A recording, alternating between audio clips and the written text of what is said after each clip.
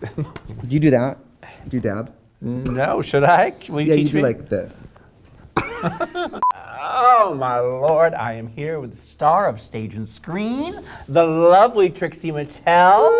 I just spent all day watching your movie, Moving Parts. You did? It's moving in parts. Thank you.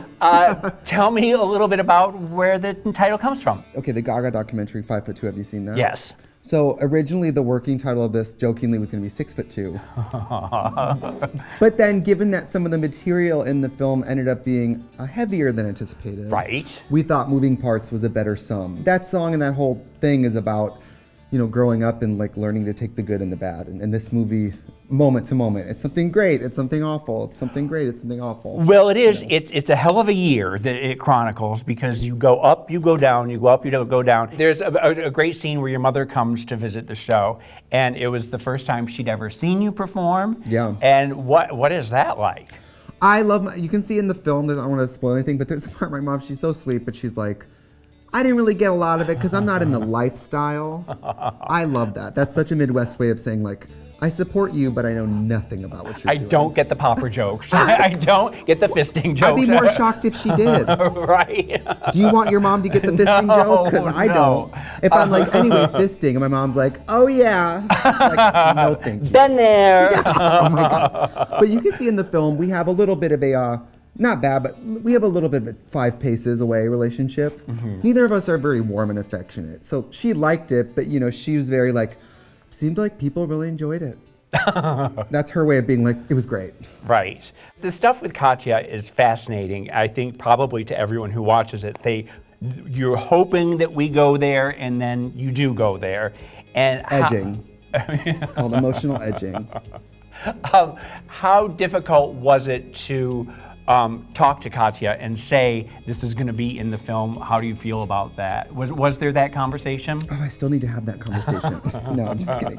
Well, you can see in the course of the film, you know, it's 9 months of filming. So in 1 second, it's us at a very tumultuous time. An hour later, you know, she's doing a lot better. So you really see us at all stages. By the end of the movie, you see us hosting a DragCon together. And more than anything, we wanted to show it like it really was. And it really was not all sunshine and rainbows.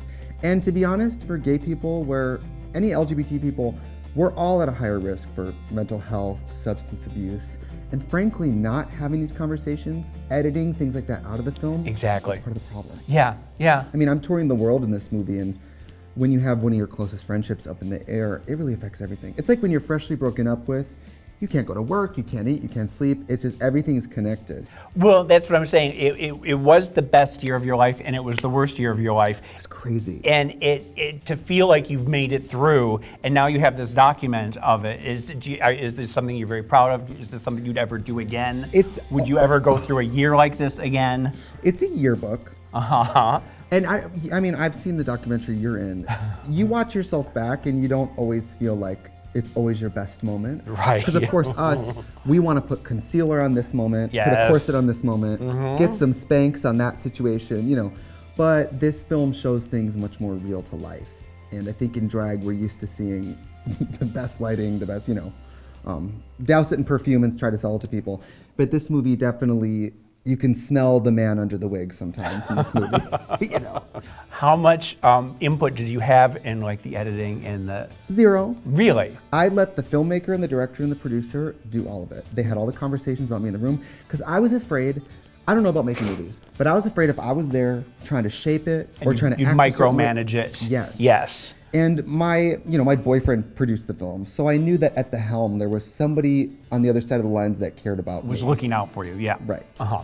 I will say on a macro level, micro level? Both of them, either one. If you look small scope, it's about, you know, me as an artist doing my thing. If you look big scope, it really is a snapshot of like the golden age of drag. I mean, I've only been doing drag 12 years. You know better than I do. Like, what we have gotten to do now is crazy to think about. This movie has us on red carpets, drag queens flying all over the world, drag queens. There's footage of me watching my own TV show with my own name in it. That's stuff that never was possible for drag queens. So I think someday people who don't even know TRIXIE will watch this. If you don't know drag and you watch this movie, you'll be like, drag queens get to do this? It is. psycho. It's a magical life. Only 10 years ago, if you wanted to see a drag queen, it had to be 1 a.m. on a Monday, doing a tip spot, doing a Sade number. Tell me a little bit about the soundtrack. Well, all the music in the film, anytime you hear guitar playing, harp playing, I played all of it myself. Yes. We took the laptop with the copy of the movie into the studio, and we would watch it with the sound off, and I would play stuff and try to make songs that match the show. And there's new music, there's covers, there's a soundtrack to this movie. And the great words of RuPaul, now available on iTunes. It's arm down, and then like this, yeah. I'm such a dork. Trixie Mattel Moving Parts is now available on iTunes, Amazon, Microsoft, Vimeo, and Google. You have to look down to your armpit though. Okay, yeah, that was pretty good.